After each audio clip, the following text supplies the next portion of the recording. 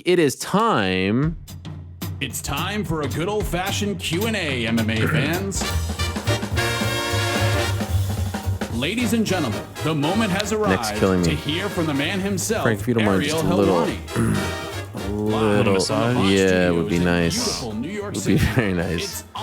Is that an HR violation? You give me a massage? Get out of your seats so nice. and on your feet because here he is, Ariel Helwani. All right, everyone's favorite segment of the week. It is time to answer some questions. Moderator Lewis has been working very hard. I have the email right here. He always does a tremendous job. And I shall open up said email and we shall get rolling. I wonder what the people are going to ask us about this week. All right, we got some breaking news, Frank. Hit it. After a lengthy absence, El Cubano is back. He's back on top. Number one, Hola Ariel. This weekend's co-main event at UFC 277 is Brandon Moreno versus Kai Kara-France for the Interim Flyweight Championship. My question this week is, how likely is it that we see an interim title defense before unification bout with Deiveson Figueiredo? I am not in the camp of people who thinks Deiveson is done. No intel here. Gut feeling. I think the winner of this fight fights Deiveson. I think he will realize that he's the champ. There's money to be made as champ. There's a certain status involved with being champ. Pay-per-view points, blah, blah, blah, blah, blah. 35 is stacked. He's going to stick around. I say the winner of this fight fights Deiveson Figueiredo later on this year. That's my prediction. As of right now. Logan.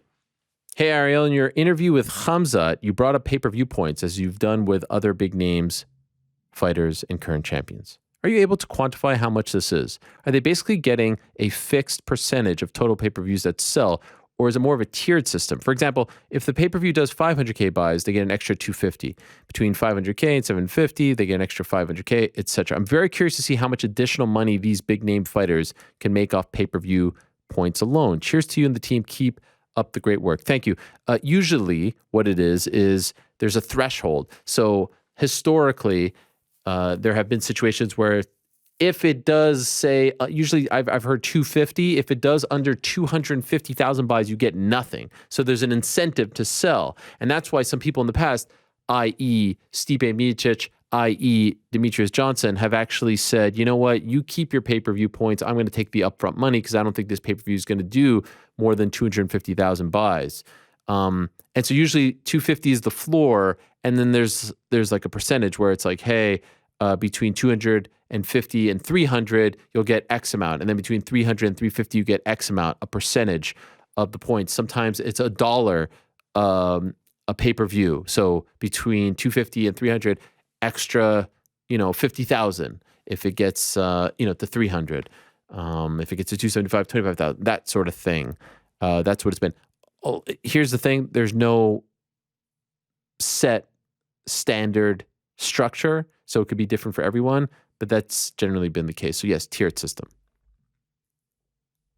Sometimes it's a bonus. Hey, if it makes X amount, you'll just get a flat X amount.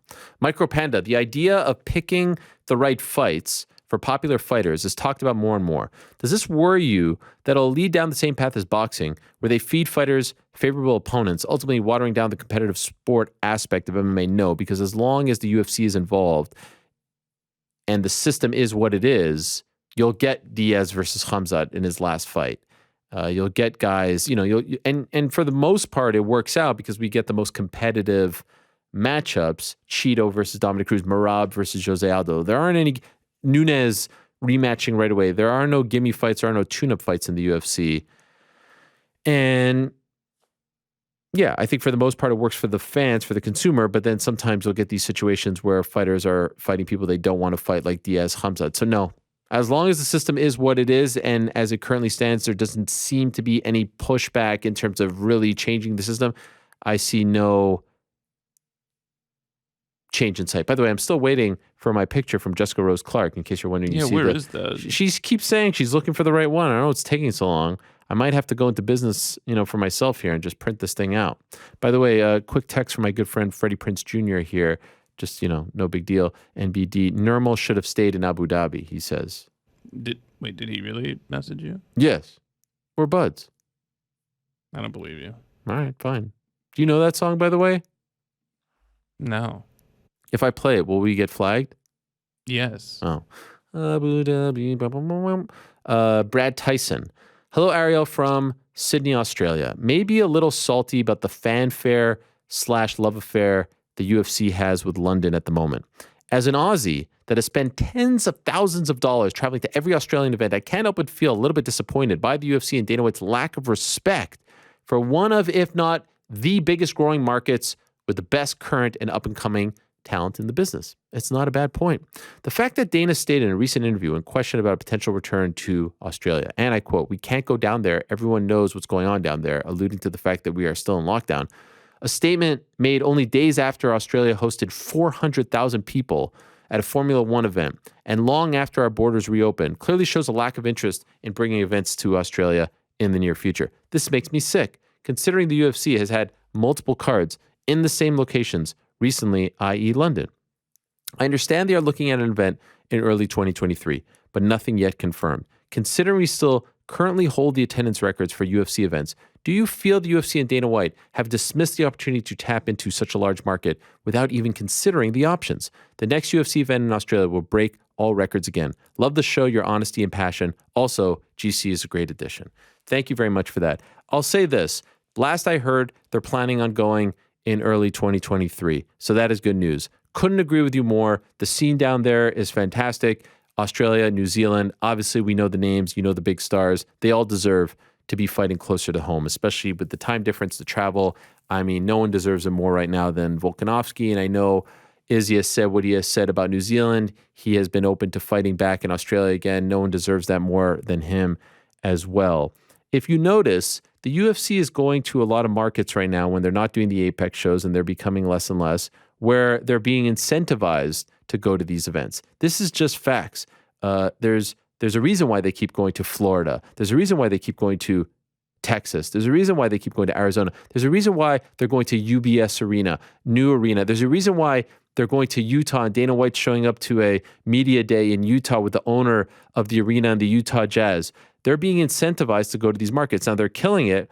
They claim to, be on 21 straight sellouts. That's incredible. What a streak. They deserve all the credit in the world.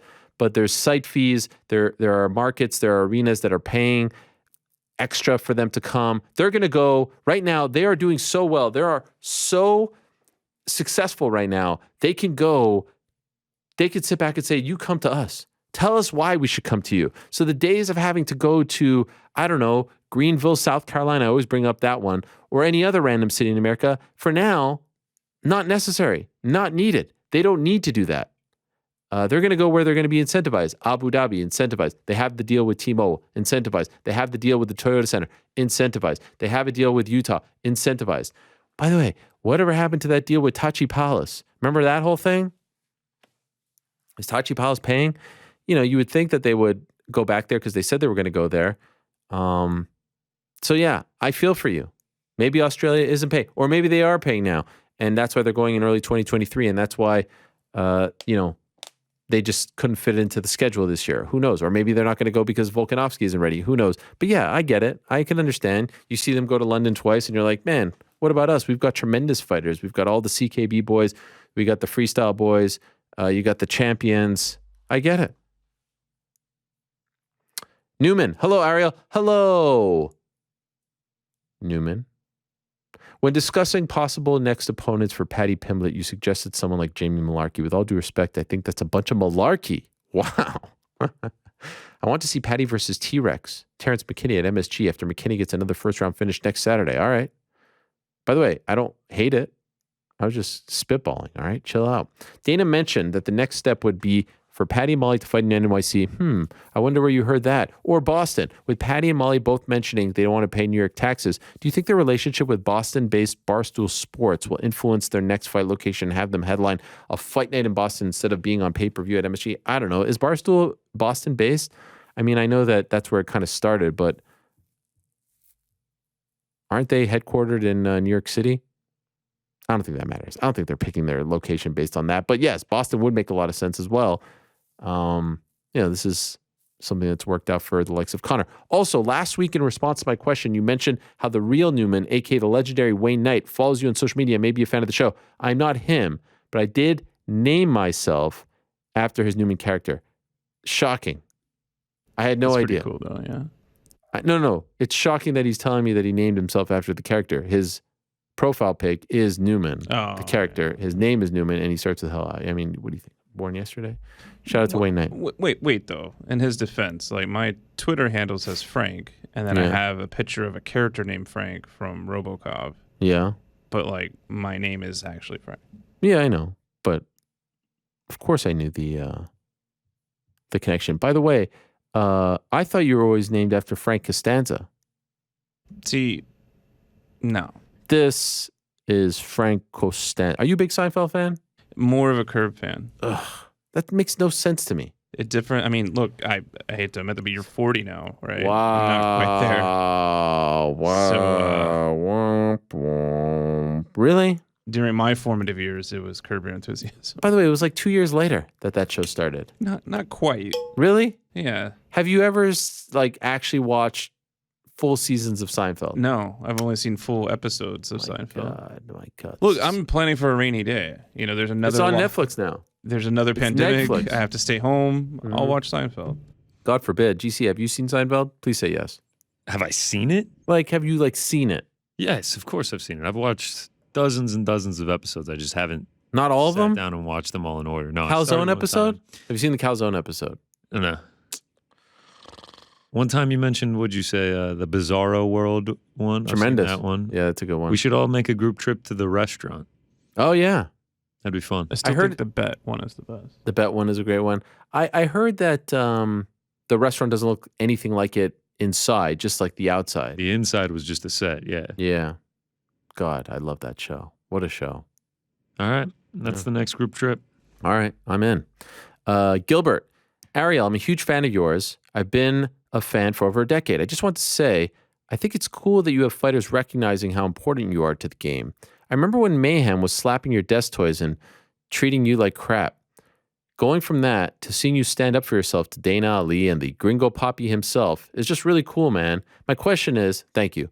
Do you ever reflect on how far you've come? Also, are you ever going to write a book about your story? You could call it Who Knows? Get it? N-O-S-E. Thanks for all your hard work, Ariel. Gilbert Hill. Thank you very much, Gilbert. I appreciate it. Yeah, that's very nice. The working title has always been Highway to Helwani. Do you guys like Highway to Helwani or Who Knows better? I like that one. Highway to Helwani? Yeah. Yeah. Someone whose opinion that I really, really respect and admire, I won't say who, the internet would explode, told me that I need to stop making jokes about the nose. Now, that doesn't mean I'm changing the name of this segment, but they said it's time to turn the page on the nose jokes. What do you guys think? I was like, You should keep them up. Self-deprecating. Yeah, I kind of like the self-deprecation. It takes the power away from other people trying to. Yeah, he just said it was good for one point in your career. Now it's time to move on. His commenting career is over. Yeah. Well, no, he's way. It'd help if we knew who it was. Can't say. Was it Freddie Prinze Jr.? Let me see. It's like stop with the nose joke. No. Anyway, do I ever reflect? Yeah, all the time. All the time, especially like these moments, the real sports thing and milestones. And I can't believe it's been a year since we've been back here. I'm big on the anniversaries. I'm big on not celebrating anniversaries, but always mentioning them. I always mention to people I know, my wife, like, oh, a year ago this time we were here. I think about that all the time. 2 years ago this time we were doing this. 4 years ago this time. And usually I'm able to remember the anniversaries based on sports schedules. Like, oh, I remember that the Knicks did this in 2012, and then I became a dad, and they were playing the Heat, and Amari Stoudemire punched the fire escape thing on the day that my son was born. Like, I'm weird when it comes to that stuff. So you try not to smell the roses too much. You try not to rest on your laurels. But yeah, you do have moments. You definitely have moments. I appreciate it. I appreciate the support very much. It's been a fun ride, and I hope it continues for many years. And it's been a fun year. As we approach like the 1 year fully anniversary of coming back and everything, it's been a really fun year. It's actually fun as not being fair. It's been amazing, incredible, tremendous. Oh, yeah. What are some of the highlights? Oh, geez. Well, I mean, this show, very happy with it. Happy to get I feel like I got my voice back. I feel like I got to rekindle connections with fighters that I hadn't, I didn't have the opportunity to talk to. It's nice it's like Dan Hardy on Monday. He says that thing about the Khamzat Diaz fight. He's not saying that if he's still working as a UFC broadcaster. And so you see the freedom there, the ability to just say what you want without repercussion, not recklessly, but it just feels good to do that. And to be able to work with great people. I think this iteration of the show is amazing. We've come a long way. So yeah, I'm really happy. Not traveling as much, but select trips here and there. Very happy about that. Yeah, it's been nice. Lewis, hi Ariel. If you had to challenge a member of the MMA fighting team to debate on the Between the Links show, hosted by the great Mike Heck, I added great, by the way, who would you choose to be your opponent? Who would you pick to be your tag team partner if you had to select anyone from MMA Media to debate the BTL Tag Team Champions? Golly, that's a tough one. I feel like I'm going to offend someone.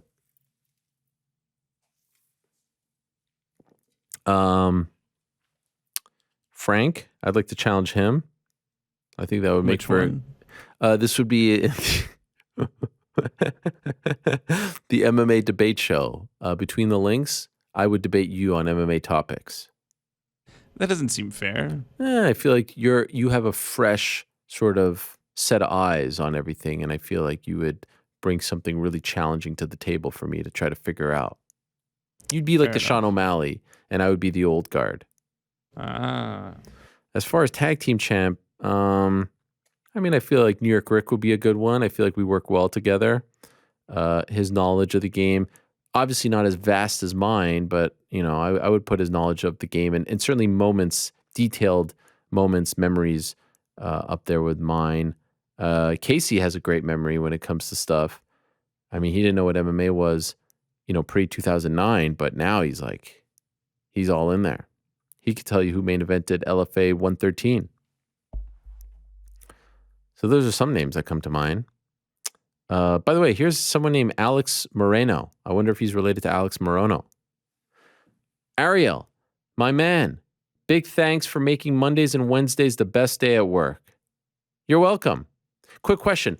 Leading up to the Gilbert versus Khamzat fight, there was a video uploaded by Block Asset of the weight cut during fight week. Have you seen it? And do you think it will favor Nathan Diaz that Khamzat has to cut so much weight? Thank you and God bless. I have not seen it. GC, have you seen said video? I have not.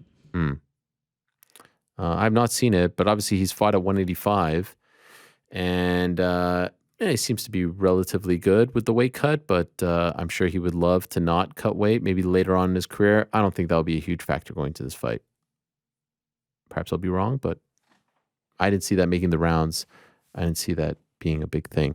Nathan, what up, Ariel? Quick boxing question for you. Were you impressed with Ryan Garcia's recent performance? And do you think that Tank fight happens? I'd prefer to see Garcia versus Teofimo Lopez. I did see it against Javier Fortuna. It was amazing. He is incredible. His speed is incredible. His power is incredible. I think it's ridiculous that people call him like a YouTuber or an influencer or any of this nonsense. I would love to see the Tank fight. I've talked about on this show how I think the Tank fight could do close to $1 million. I don't feel very confident. There's a lot of stuff there between DAZN and Showtime. I don't feel super confident in it happening. Also, Golden Boy, and who knows what's going on with Tank and Mayweather and whatnot. Teofimo has a fight coming up, so we'll see what happens there. He's at 140. I could see, Garcia and Tank happening at 35, maybe 140 as well. I would love to see. Listen, I want to see Garcia start to fight the elite. I think he's ready for a step up in competition. I think we've seen him now fight like mid-tier guys, lower tier guys, and a Lopez, a Tank. All these guys would be great. A Devin Haney one day. Kambosos obviously still out there. They're rematching in October. That 135 division is incredible. But yeah, he is incredible. Like, his hook is just lightning fast. His hand speed, lightning fast. And he's got incredible power. How could you hate this guy? He's super good looking. He's got incredible power. He's got incredible speed. He sells his fights. He's fun to watch. What's not to like? Patrick McCray, favorite segment of the week. 2 quick questions. Ariel, according to Instagram, John Anik was also at the Boston Harbor Hotel over the weekend. Did you guys run into each other? And when can we get him on the show? I did not know that. And I didn't see him, obviously. I was there Friday through Sunday. We were eating outside. That is crazy. He was also there. That is wild. I mean, relatively big hotel. That would have been, that's crazy. I had no idea, and I didn't see him. Did you guys rent it? No. Can we get him on the show? Sure. He's very busy. He's got his show with Anik and Florian, also, of course, doing the work for the UFC. There's all kinds of stuff on his plate, but best in the game right now, best play-by-play guy as far as MMA right now. I don't think there's much of a debate. I think Moro's the best in combat sports history in terms of being able to do so many different things. MMA, pro wrestling, boxing, kickboxing. I mean, it's just unbelievable. But as far as like who is on their game right now, feels like Anik is very much in his prime and killing it. So yeah, he's been on the show before, and we text all the time. GC, choose one. Kaikar, France, title win on Saturday, or another Georgia national title this year? Wow. Back to back. Feels... Kai winning, though? Feels like more people in my life would be happy if Georgia went back to back. Really? You got to experience it. What's the big deal? Selfishly, I'm going to take Kai. This is going to be one of those more like when I wake up Sunday morning, if he wins, I'm going to be in a much more elevated mood than if he loses. I'll go like skip into the coffee shop. I will be very hype. I'm emotionally invested in this as well as financially. Let's take the Kai win. We're going Kai win. I've never experienced my team winning a national championship. Championship at all? Nothing. Yeah, any title. I might ride the Bills with you this year. For real? What does that even mean? I mean, the Falcons are terrible, so I'm going to take someone to win the Super Bowl. I might ride the Bills with you. But does that mean like betting, or like you're actually going to root for them? Like you're going to watch their games, you're going to be emotionally invested? I would bet on them to win the Super Bowl, which would then make me emotionally invested. Got it. And I would watch every game. Wow. Maybe even get a jersey. I'd get some sort of merch. Really? If I bet on them to win the Super Bowl? Who'd you get? Isaiah McKenzie still there? He's the man. Georgia. Oh, wait, they just drafted the dude from the running back, the guy that I was going to announce. What's his name? Suggs? Duggs? Diggs? No, none of them. Stephon Diggs. Wait. Stephon Diggs one. JaVale McGee? No. What's his name? I'm going to love this guy in like a month. I'm not in real James Cook. James Cook, Dalvin Cook's little brother. Wait, you just had to look it up. I heard you typing. No, I was sending you a Slack message. Oh. Why were you trying to get me to say it? Let me see here. No, the message didn't go through. Oh, okay. Sketch. You're really going to bet on the Bills? Yes. You want in? You want in, Frank? No, I do not like to set money on fire. Wow. Wow. Hey. We got a Let's Go Buffalo penny thing right over there. No, I would go to a Buffalo game and jump on some tables or something. You know, I still haven't been to a game. I was going to go to a game October 10th. They're playing the Steelers. Afternoon game. Wow, in Orchard Park? In Orchard Park, I've never been. I thought, this is the time. There's rumors that they're going to leave. They're going to move, all this stuff. But I don't know. That's prime time, man. Middle of the fall. I know I should go. Upstate New York. That would be fantastic. Should we make a pilgrimage? Yeah. I just really don't like traveling. Because have I stressed that enough? Lose. No. What? You're thinking about like the 2004 Bills. We can ignore this negative Nancy. Yeah. Like what's going on? I've never been closer. We circle the wagons. That's right. I feel like I have not been this close to experiencing a Bills championship since last season. Well, yes. You want to know something? Uh-oh. You bet against them? No. Oh. What do you think I would do? Take the field? Are they still the favorites right now? They're the favorites, yeah. I hate that. The Blue Jays were the favorites too, and they're playing good. Always. They're playing good right now, but it's been an up and down season. What do I want to know? That was it. That they're the favorites. Oh, when I saw Georgia as the favorites last year, it was like I couldn't stop staring at it because I had never seen that from my team before. Right. They were the favorites as of, I feel like, the night of the Super Bowl. Good team. I maintain this.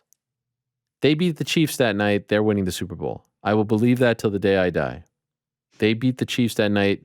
They host the Bengals at Orchard Park. They beat them. They beat the Rams. This is the year it happens. God, I just want one. All I want is one. I feel like my heart would be so full. If I could just experience one Bills championship, one Knicks championship. Of course, I'll never see my Expos win a World Series unless they come back. Doesn't look like it anytime soon. Just give me that. That's all I want.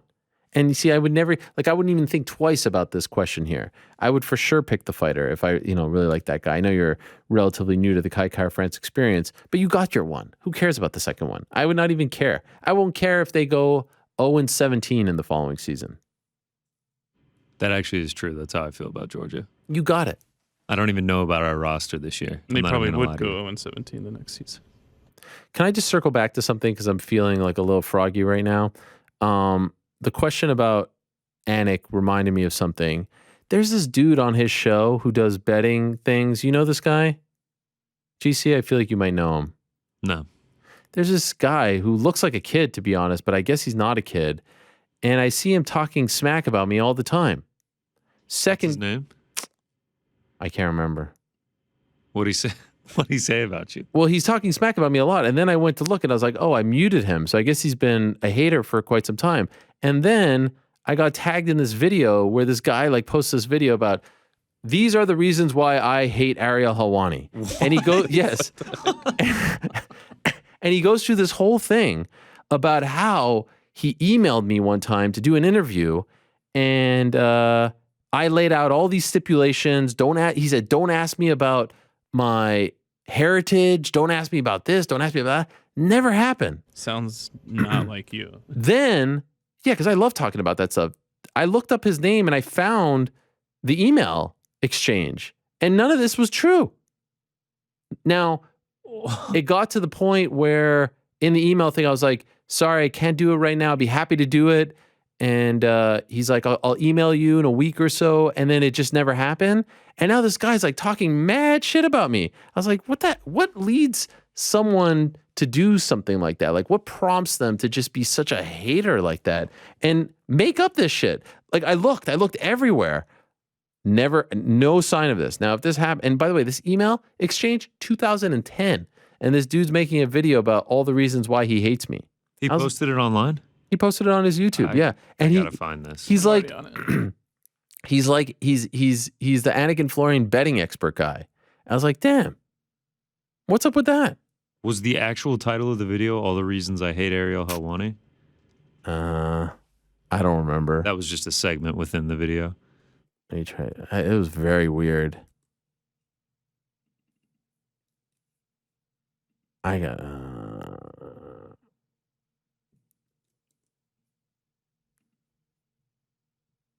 I looked up his name and I found this video and I was like, this is just bizarre. This is like stalker stuff. And I'm sure he's going to see this and I'm sure he's going to do another video that, will be seen by 50 people and talk about some other weird stuff about me. But I looked him up and I looked it up in my my G-Chat or Google.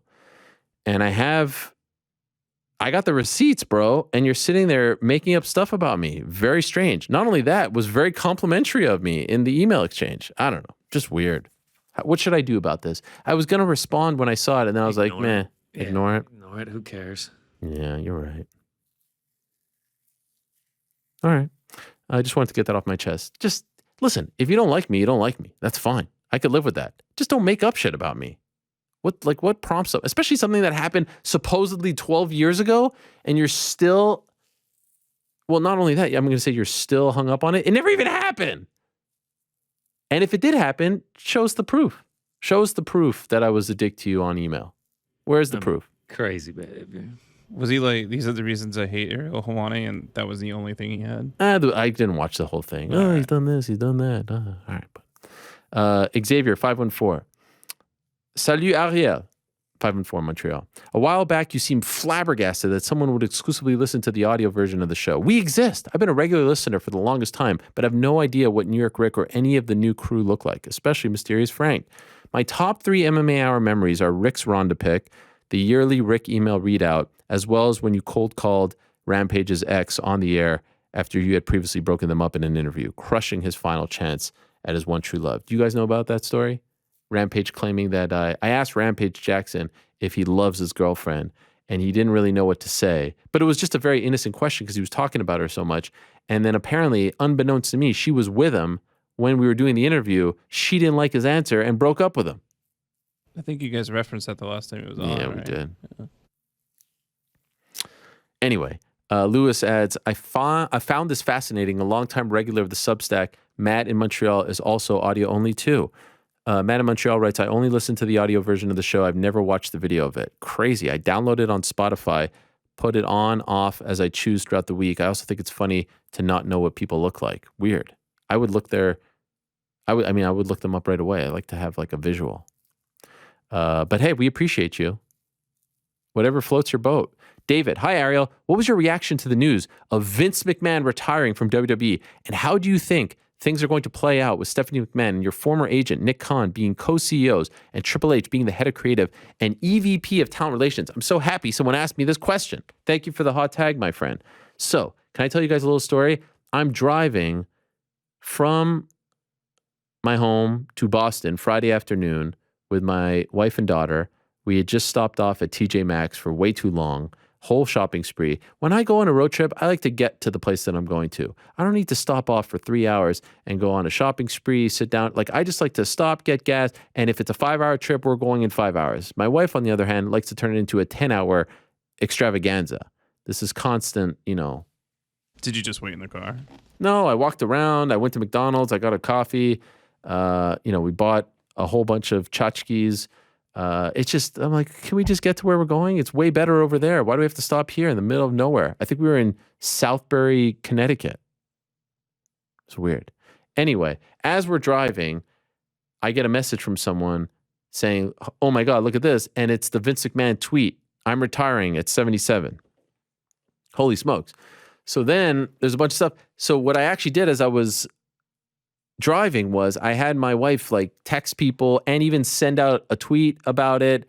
If you actually look at the tweet, it's formatted all weird because she was doing it. She was all nervous. She's like, wow, I'm sending this out to 1 million plus people. What if I screw it up? She read it over a bunch of times, but it was like, holy crap, Vince McMahon. Like, I thought Vince McMahon was going to die before retire. Now, we can't ignore all the reporting out there, especially from the Wall Street Journal. I don't believe for a second that this is the end of this story. And I don't believe for a second, this is like when a coach says that he resigned as opposed to getting fired to save face. This feels like a saving of face. They have made a big deal historically over like a bunch of things. Rey Mysterio's 20 years, this, that. They've got hours upon hours of programming every week. They're not going to do a Vince McMahon retirement party. They're not going to turn this into some kind of angle. They're not going to write him off TV. They're not going to blow up his car like they did way back in the day. They're not going to drag this out for a ratings thing. Like, really? Come on. There's more to the story that has been reported now on multiple occasions about this money, using of personal funds and all this stuff, relationships by the Wall Street Journal. I would urge everyone to go read it and check it out because I'm not doing it justice talking about it off the top of my head here. So that was the first thing. Like, oh, when's the other shoe going to drop? I mean, even look at, I love Big E. He doesn't want to say anything, and I get it. I had to ask the question, but I understand why he wants to kind of plead the fifth. So it feels like there's more, and I'm very curious to see how it all plays out. Feels like a massive fall from grace for one of the greatest promoters in the history of combat sports. It's a very unfortunate turn of events. But here is my initial thought, if I could be honest with everyone. I think this is a net positive for WWE. I think that he is completely out of touch with the program. I think the program, the product has suffered tremendously because he's a 77-year-old man who's stuck in his ways, who hasn't evolved with the times. I think when Stephanie and Triple H, Paul Levesque, had, their fingers on the pulse of the company was in a much better spot, including NXT. NXT a few years ago was one of the best promotions in wrestling. Now it's somewhat of an afterthought because they had less to do with it, especially Triple H. Now he's the head of creative. I wouldn't be surprised, and I have no insider knowledge, wouldn't be surprised if names who were unceremoniously let go over the last couple of years come back. I wouldn't be surprised if the morale was boosted. I wouldn't be surprised if the product improved tremendously. This ain't 1987 anymore. It's very rare for a business that is catering to that age demographic to be run by a 77-year-old man. It's just, people change, tastes evolve. It's just not the same. So I think this is a net positive. Obviously, we don't know the full story, and you want to see how it plays out in terms of ultimately why he's not there. And I've heard some people hypothesize that he'll be, a presence behind the scenes. He still owns his shares, majority shareholder. I can't imagine them letting him run things from behind the scenes. I can't imagine what his life is like. This guy, 24/7 on the road, living this life, intense, living and breathing all things WWE, doesn't take breaks, doesn't take vacations, and now all of a sudden he's just stopping. That's going to be a crazy shift in his daily life. In fact, right now I'm reading the new book out by Brian Gewirtz, who is a longtime former writer for WWE, now works exclusively with Dwayne "The Rock" Johnson on all his different projects, and it's just a fascinating look at that life. He's a great writer. It's a great read. I think it comes out in August. It flies by, and it's just really, really interesting. He's very entertaining. Former Syracuse grad, Newhouse grad as well. I actually went to see him speak when I was a student there. He came to talk to the school, to Newhouse, and I went. I was like one of 30 kids there. It was very cool. But I think it's a net positive. And yes, I can't, I don't hide from this. Nick used to be my agent from 2015 to 2020 when he moved over to WWE. And he's an incredibly bright guy, incredibly smart, incredible with his insight and knowledge of media, sports media, business, media business. I mean, I don't know if I've ever met a smarter guy than him when it comes to all of this.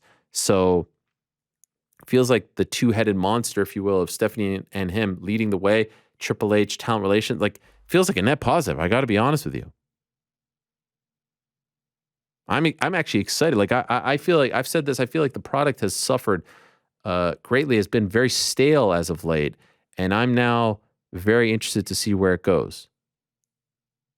Please bring back Bray Wyatt too. I want him back, and some of the other people who unfortunately left. But I feel like morale is going to go up. And look, I think it was time. Obviously, we didn't think like this, and I don't think this would have happened if not for the news that came out. Let's just be very clear. And I also think the way it went down, this is not just some guy waking up and saying, you know what, on this Friday, I am retiring. No. If you think that's the truth, you don't know Vince McMahon. You have not followed his story. Guy like that, devoted everything to this business, ain't going to happen. There's more to the story, and it's going to be fascinating to see how it all plays out. But as far as the new era, I'm very interested, very positive, and very, optimistic is the word that I'm looking for about what they're going to do.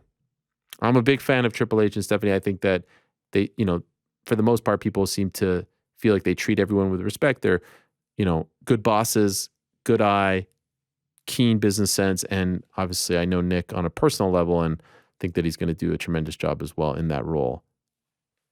So let's see. Matt, hey Ariel, first time, long time here. I was just wondering if last Saturday's fight night was the first time the UFC gave a fighter, Paddy, the blackout treatment to someone not in a title fight or main event. No, they did it for Conor against Max Holloway in Boston way back in the day, 2013.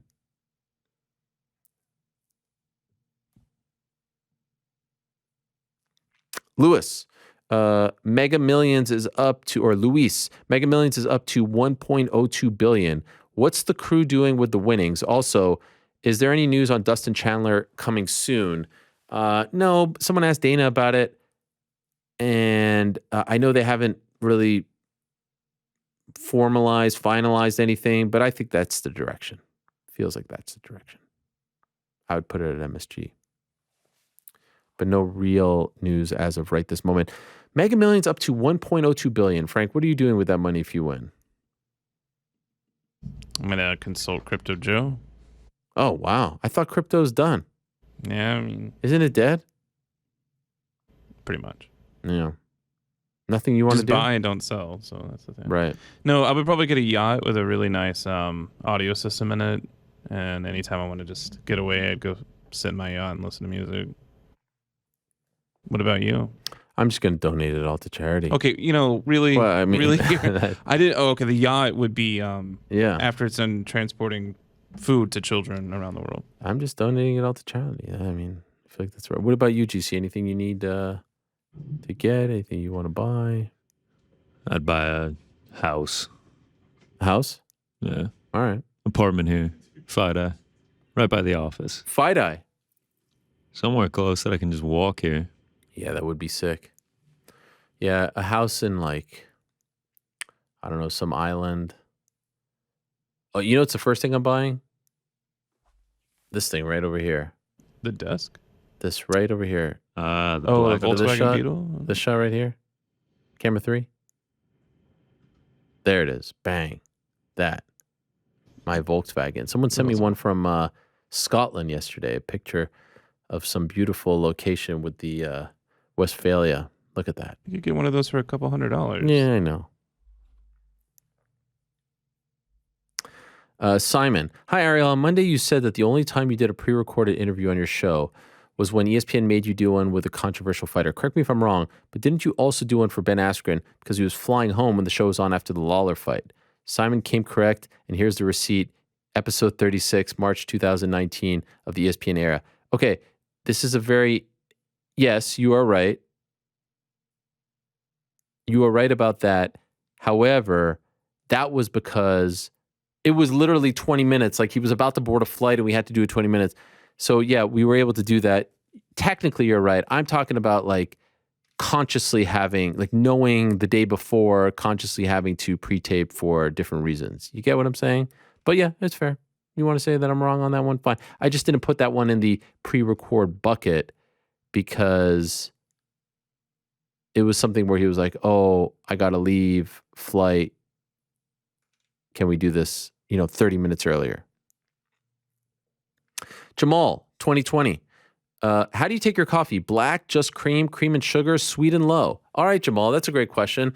My favorite type of coffee to have is a cappuccino with either oat milk or almond milk. However, I'm very particular about said cappuccino and especially the milk. Like if you're going to break out like the almond breeze, don't even bother. It tastes like burnt styrofoam. There's certain coffee. I will never get a cappuccino from, say, a Starbucks.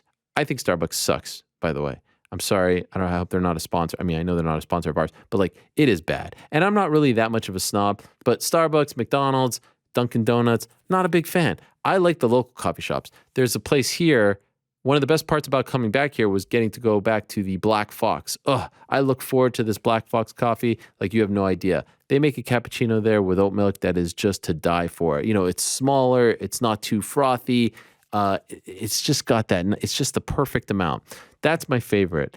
There's another place next to where I live. They do a tremendous job with it. Now, if I can't have that, and I know that the coffee is going to be ruined by the milk or whatever, I'll just either get a straight black or iced coffee black. I don't take it any fancy. Definitely don't put cream or sugar. Definitely don't put sweet and low.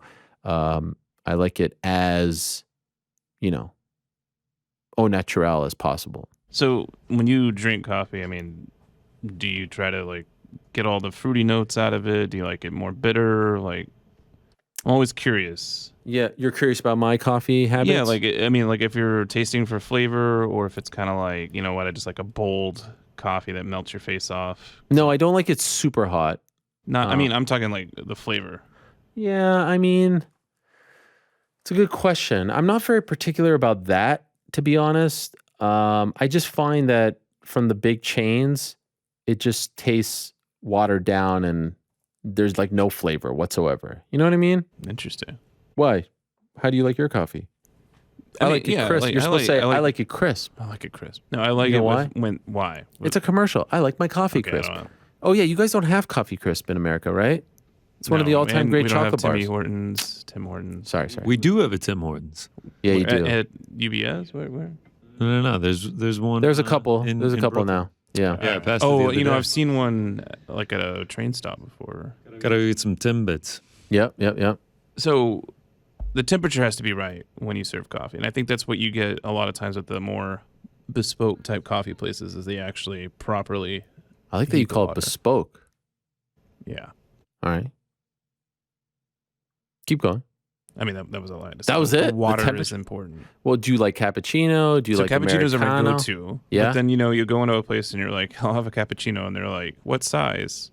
I'm like, we're already done here. Yeah, exactly. Right. Because it's supposed to be one specific. Yeah. Thank you, Frank. And what do you like? What kind of milk? Honestly, I'd just do whole milk. Oh, really? Yeah. I'm actually starting to move away from, well, first of all, like all dairy. Don't like any kind of dairy. Starting to move away from that.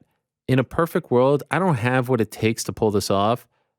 I do fantasize about a world where I'm vegetarian, vegan. It's not that hard to do. It's tough. Kids. I'm actually on a pretty good run of not having any bread right now. Good for you. That's a big one for me. I hit like a bit of a... So you don't eat cheese? I'm trying not to. Now, I will admit, it pops up here and there, but I'm trying not to have like ice cream or like coffee with milk or like that kind of milk, cow's milk. I don't know. It doesn't feel natural to me. We talked about the orange juice and espresso, and you guys kind of turned your nose at that. No, not really. I was curious about it. Is it Black Forest? What was the name of the place? Black Fox. Ask them for a tonic espresso. Now, not like the tonic that you'll find at some dive bar. Like it's usually like a Fever Tree or a nice tonic. Okay. Oh man, it's a good summer drink. In fact, I want one now myself. You like a good iced coffee? I do. Yeah. Yeah. You know what's weird? I prefer an iced coffee over just like a straight black coffee. Why is that? Makes sense. I got curious about that too because I was like, is this a modern invention? Like they were just drinking iced coffee all the time? And I looked it up. Like iced coffee's been around for a very long time. Really? So you could almost 1-to-1 with just the idea of drinking coffee in general. I don't like when people nurse their iced coffee. Like when you're with someone and then for like 8 hours they're still holding on to the same iced coffee. Like let's move on. Let's move on. That's actually a great point. It's enough already. Let's not stop at TJ Maxx with the coffee here. No. Like when the cup starts sweating and all the ice melts into it. Yeah. You just got to get rid of it. Yeah. There should be ice intact. How do you like your coffee? My favorite is iced coffee with some sort of creamer in it. Really? Like a flavored creamer, yeah. I can still do like a hot black coffee. That's all right. No cappuccino? I love cappuccino, yeah. What kind of milk? I usually do whole milk. There we go. Wow, both of you with the whole milk. Wait, are you going to shame us? I mean, I understand. I like oat or almond. Almond. God, but then you had the stipulation about the almond. Where that's it's a like, nut juice. No. I go to the guy the or the gal at the counter and I say, can I see your almond milk? Can I see your oat milk? And they show it to me and I'll either go like, no, I'll be like Dana White at Contender Series. Thumbs up, thumbs down, thumbs up, down. Are you lactose intolerant? No, Did you just ignore all the part of him trying to get dairy out of his diet? Yeah. Where have you been? Sorry, I'm doing work back here. Oh, what could you possibly be doing? Vegetarian? Putting together another banger tweet that almost got us in trouble. Almost got us banned from the Sugar Show. How close were we to actually getting banned from the Sugar Show? A little bit of behind the scenes that you just reminded me of. Yeah. I don't think close at all, by the way. Go ahead. GC, while Jordan Levitt was fighting, made an entire graphic for if he won. Oh my God. Wow. And it was like God, it was full so animation. It was so good. I was actually really proud because I was like, he's watching the fight. What was it? Can we still see it? I think that's 2 BTS there. Why? Because just wait to see. Because he didn't win. He was supposed to win, and it was going to work perfectly. It's like at the Super It was going to Bowl. be so good. Was it him twerking? No. It had to do with someone doing a split, but it was so good. I'm so disappointed. I'm making this graphic while I'm sweating the over 1.5. I'm standing up with my laptop in my hand making this thing. It's like when there's a Super Bowl winner and they have to throw away all the merchandise for the team that didn't make it. I have a whole trash bin of unused memes. But they've never printed. Some I look back on and I'm like, this doesn't even make any sense. they've ever had to print a Buffalo Super Bowl merchandise. Sorry, I was just... they've had to print 4 in a row. Yeah. There's some kid in Brussels. Well, not anymore. It's been a long time. I was just chatting on the... Sean O'Malley is still streaming, by the way. Are you in the Sean O'Malley chat right now? Yes, I just said hello to them. Oh, I'm about to hop in too. Yeah. By the way, regarding the video, I think it would be a big hit if you peek behind the curtain and let people see that. But if you don't want to do it, it's okay. Think about it. Maybe we'll do a B-sides at some point. I'll slowly. You know what you should do? You should do the super follow. You should do the super follow on Twitter. Nope. No? You're not going to charge people? No. All right. Absolutely not.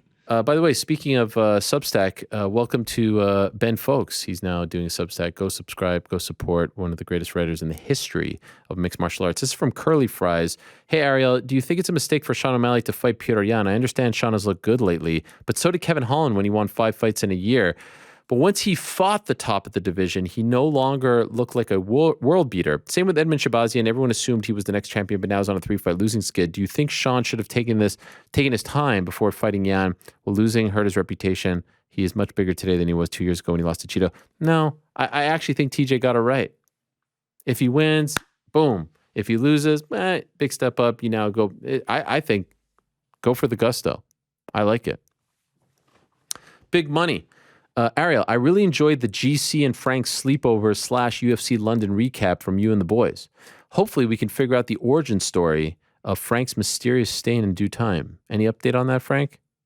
Dude, it was either that I got from working all night or from just like sleeping really heavy once I was on this couch. Like, that's it. I mean, just... Let's move on. I don't normally sleep with a knitted shirt. So like, I don't know, maybe I sweat every night. I just never noticed it. It was just funny that GC wasn't like, whoa, what's going on there? Like, or, from Billy Madison, like, goo. Well, do you see the first reaction? Yeah. Instead, good. He's like, what's that? As if it's like, well, I'm glad that you asked. If peeing in your pants is cool, consider me Miles Davis. If sweating through your shirt was cool, consider, I mean, I had that all Frank down. There's more. I'm wondering if you ever feel any FOMO for these extracurricular hangouts, though, or can you not be bothered? Who wrote this? I'm guessing that the content and humorous discussion that comes afterwards is much more worth it from your journalistic perspective. For the boys in the back, would you welcome Ariel with open arms to one of these bro downs, or is it better to keep the relationship in studio? Wow, I can't wait to hear how you guys answer this. He's invited every single time. I have not been invited. That's actually incorrect. Anytime that I've been invited to anything, I'm literally the first one there. Not only that, I've asked them to hang out after the show multiple times, and I keep getting excuses. Oh, I'm going to a Yankee game. Oh, this, oh, that. We're really breaking back the curtain here. Yeah, the guy asked. I purchased dinner on Monday night, and you and Rick just walked right out on me. What? I'm standing there, salad in my hand. Wow. I'm just going to eat this real quick. I could use some company. Nope. What? Listen, my kids just came back from camp. You think I'm going to sit there for 30 minutes watching you eat salad? Who takes 30 minutes to eat a salad? It could have been 10 minutes. Oh my God. If this is something that Frank, can you back me on this?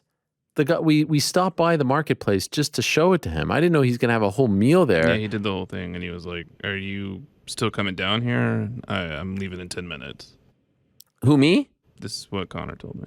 Wow. Ariel was like, Frank might join you. So I hit him up. I was like, are you actually coming to the market? He was like, maybe. After the comment was, we would never go to the market without you. Yeah, and I didn't. Still have the receipt on that. By the way, I didn't go to the market. I showed him the market, but I didn't have a meal there. Hey, it's fine. My first meal is...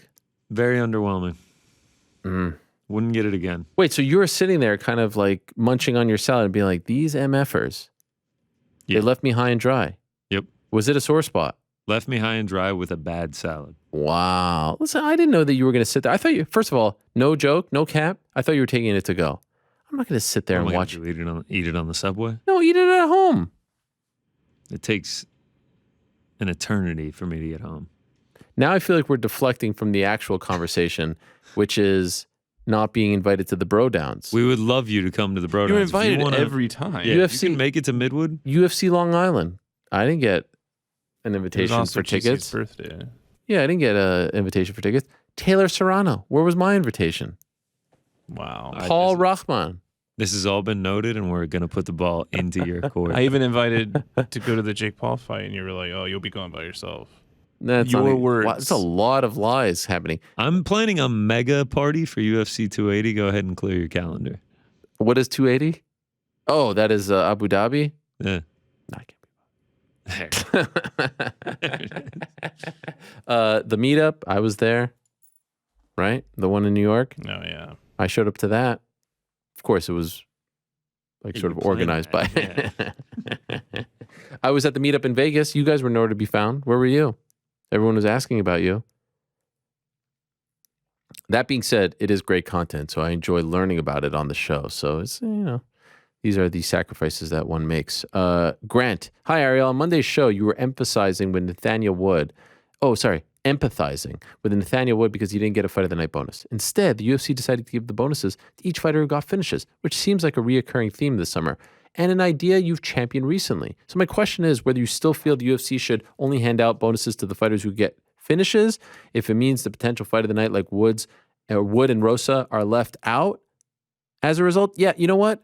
I'm okay with it. Did they give it to all the... I guess there were so few finishes that it didn't seem as, impressive.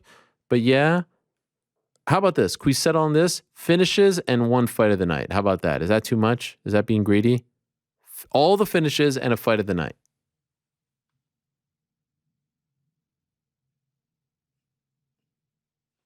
All the finishes and a fight of the night. That's my final offer.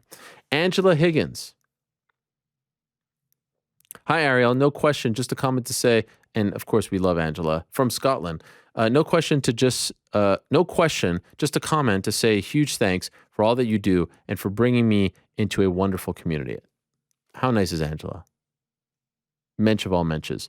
I'm clearly still on a high after attending my first UFC event in London and want to shout out everyone I met there, Amber, Troy, Nim, and Ross, our guy Pizzi for the post-show show, and pals in the Telegram chat. Love you all. Angela's one of the best. All-time great. And we appreciate her support and love very much. Now, Lewis added a comment. Should I read the comment or should I skip the comment? Do it. He just added, my invite must have gotten lost. Not really sure what to say to that.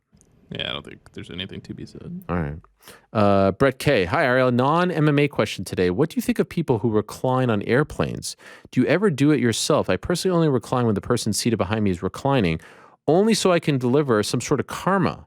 If the person behind me is not reclining, I will never recline, even if the passenger in front of me is reclining as well. Personally, I think the option of reclining should be removed entirely. There's nothing worse than someone invading your precious legroom for the entirety of a 10-plus hour transatlantic flight. Curious to hear your GC, Franklin, and Richard's thoughts on aircraft reclination as well. Franklin. Is your name short for Franklin? No. Can I be honest for a moment? You don't care? Well, no. It's, how should I put this? It's a lot of business class flights lately for, old Helwani. So this problem it's hard to, It's hard to relate to. Must be nice. No, I, as you may know, yes, booked a flight for a trip soon. Where are you going? It doesn't matter. All right. But, got the tickets, they were great. And then they're like, oh, but do you want to upgrade your seat for 7 more inches of leg space? Yes. No, and I've seen pictures going around the internet of like some airlines are trying to do maybe like bicycle seats so they could put more people into a plane. Yeah. I'm like, we just gotta, to me, I understand that this is a not public transportation, but riding in subways and everything. It's like, look, dude, like someone's reclining, it sucks. Someone's crying, who cares, right? Like, just deal with it. Not that they were asking my take on this. Well, no, they were, right? They asked for all of our opinions, right? Yeah. They actually specifically asked for your opinion. GC, what about you? He can't be bothered right now. All right. I would always look back and look if the person behind me has reclined first, and then I'll do it. I'll be honest. Because yes, there is nothing more annoying than that. So I understand where Brett is coming from here. It's very, you know what's really annoying? When someone reclines before you even take off. And you're like, really? And it's after the stewardesses have done their thing where they go up and down. They go up and down, and all of a sudden it's like, oh, golly, now you're going to do this? So no one's going to catch you, and I'm going to be, stuck with you all up in my grill. So I understand. It's very annoying.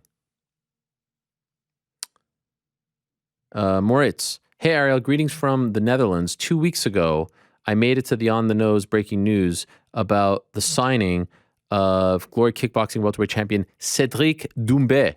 Today, I have news about his promotional debut. Oh, thank you, Moritz.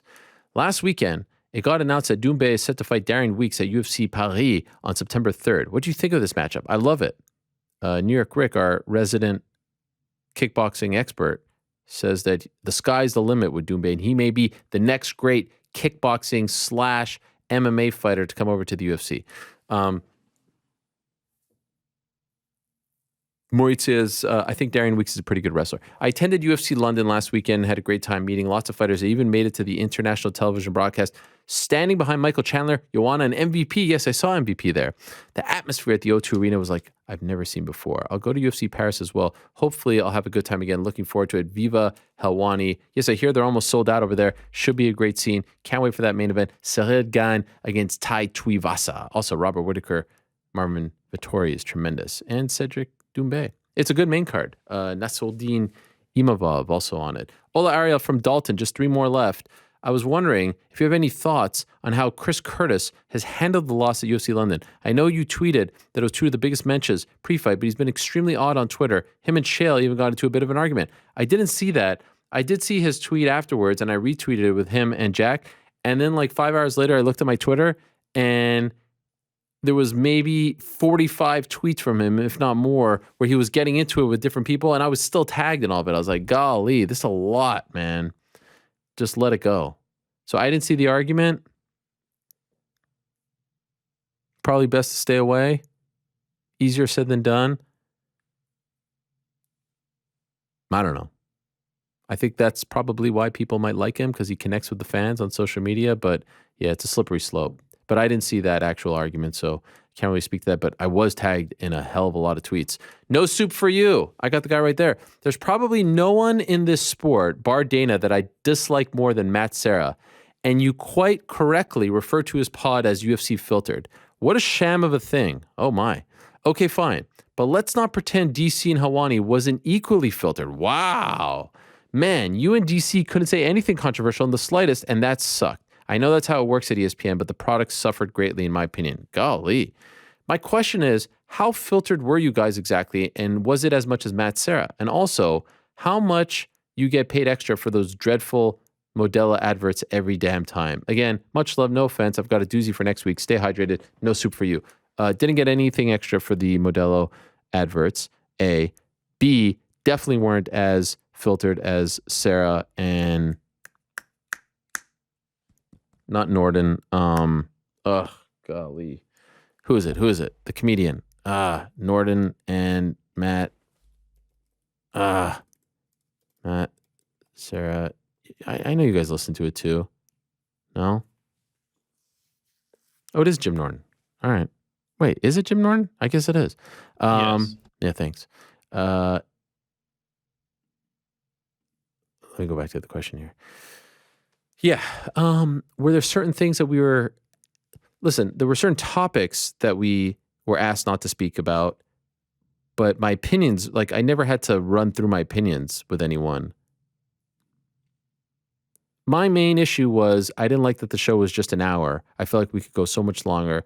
I was always told to wrap and move on to other topics, which annoyed me. I like to go long. I like to let it breathe. I like to have fun. And the best moments in the history of DC and Helwani were the tangents. Those were the best moments. Helwani, Dahlia, all that stuff. Those were the best moments. And so I felt like by structuring it too much, it kind of ruined the essence of the show. Also, what I didn't like was in the early goings, no one really paid attention to it because it was the early days of the pandemic and we were just trying to figure things out. Then once it got really successful, more people paid attention to it, and then it got a little more structured and produced. And I didn't like that as well. Yeah, and it was tough. We were doing it on Zoom. Wasn't great. But overall, it was a fun time, man. I mean, how could you even compare the two? Really? You're going to, give me one great moment in the history of UFC Filtered. One memorable moment. Name me one. Just one.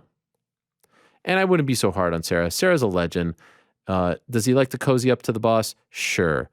Is he a little much sometimes with that? Sure. But he is funny, and he's a legend of the game, and he has paid his dues, and he's a great coach as well. So I wouldn't be so hard on the guy. I've got love for Matt Serra. He likes to rag on me. They take pot shots at me all the time on that show, but I'm not going to do the same. I think that actually Jim Norton one time and screwing this up. Robert, what's his name? Robert, Jim Norton and Robert. Who's the other guy that he's always with? You know him, Frank. Robert De Niro. No. Golly, does anyone listen to the show? Robert. Oh, what's his name? Bob Kelly. Robert Kelly. Do you know Bob Kelly? Comedian. Really nice guy. Yes. They were once in studio. AOL days of the program. That's exciting. Yeah, they were great. Yeah, thanks. New York Rick just sent me that. Unfortunately, we're on a delay. Olajuwon Dream. Afternoon, Ariel. Did you see DC's latest YouTube video of a bunch of UFC guys, including himself, hooping? DC got that post-game like Barkley and Hakeem. If you were to 1v1 him, how would you lock him up on the block? And if you were to 1v1 DC, game to 11 using ones and twos, what would the final score be? Have a great show and keep up the amazing work. I did see one clip where he did the reverse with Bilal Muhammad covering him, and pretty damn good. DC, obviously, physical guy, heavy set. He's got the caboose. I would piece him up left and right. People don't know this about me. I'm very physical on the block. Tremendous box out game. Tremendous elbows. I can hang with the best of them behind the three and in the post. My guess, 11-4. Helwani, of course. I feel pretty confident in that. But yeah, I saw one clip or two. I didn't see the whole thing. I don't know who was filming that, but my guess is 11-4. For me. All right. Them's the questions.